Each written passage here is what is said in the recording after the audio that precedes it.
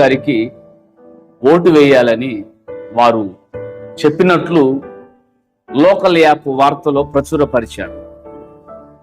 జగన్మోహన్ రెడ్డి గారిని గెలిపించుకోకపోతే ఆంధ్రప్రదేశ్ రాష్ట్రంలో సంక్షేమ పథకాలన్నీ ఆగిపోతాయని వారు మాట్లాడినట్లు లోకల్ యాప్ ఆ యొక్క ఛానల్లో వచ్చింది. అంతేకాదు, నాకు తెలిసి ఒకవేళ వారు గనక ఈ స్టేట్మెంట్ ఇస్తే, ఈ వార్త నిజమైతే ఎందుకు ఇలా చెప్పి ఉండొచ్చు అనే బీజేపీతో ఎప్పుడైతే ఆంధ్రప్రదేశ్ రాష్ట్రంలో ఉన్న టీడీపీ జనసేన పార్టీలు పొత్తు పెట్టుకున్నాయో అప్పుడే పూర్తి వ్యతిరేకం ఇటు ముస్లింలలోను, క్రైస్తవులలోను, ఎస్సీ ఎస్టీలలోను, బీసీలలోను వచ్చాయి అనేది దేశ ప్రజలందరూ, రాష్ట్ర ప్రజలందరూ కూడా చెబుతున్నారు, అభిప్రాయపడ్డారు. అది వాస్తవం అని కూడా మనం అభిప్రాయపడాలి, వాస్తవది. ఎందుకంటే బీజేపీ మణిపూర్లోను, నార్త్ సైడ్ ఏ విధముగా ఎస్సీలను ఎస్టీలను చంపిందో, క్రైస్తవులను చంపిందో, క్రైస్తవ మహిళలను నగ్నంగా బట్టలోడదీసి బహిరంగంగా ఊరేగించారో మనకు తెలుసు.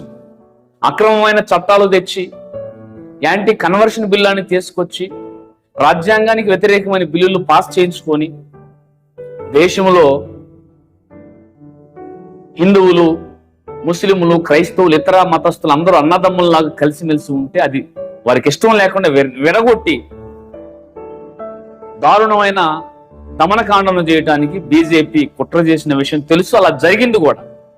కాబట్టి ఈ పరిస్థితులను బట్టి, ఈ పరిణామాలను బట్టి గౌరవనీయులు శ్రీ జాన్ వెస్లీ గారు ఈ స్టేట్మెంట్ ఇచ్చి ఉండొచ్చు.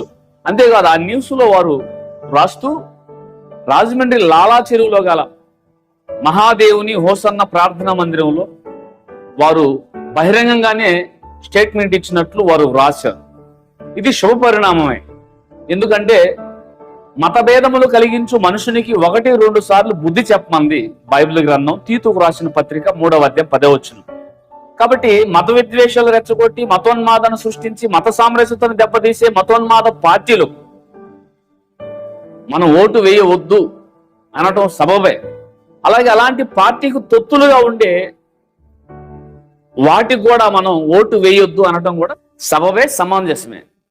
కాబట్టి రేపు జరగబోయే ఎలక్షన్స్ లో ఆంధ్రప్రదేశ్ రాష్ట్ర ప్రజలందరూ కూడా నీతి నిజాయితీగా, ప్రాముఖ్యంగా క్రైస్తవులు, పాస్టర్లు అందరూ కూడా నీతి నిజాయితీగా ఆలోచన చేసి కృతజ్ఞత కలిగి ఇస్కరియోతు యోధా లాంటి నిర్ణయాలు, ఆలోచనలు కాకుండా యేసు ప్రభు వారి యొక్క మిగతా 11 మంది శిష్యుల వలె ఆలోచన చేసి రాష్ట్రానికి మంచి చేసిన వారిని, దేశానికి మంచి చేయబోతున్న వారిని మనం ఎన్నుకోవాలి.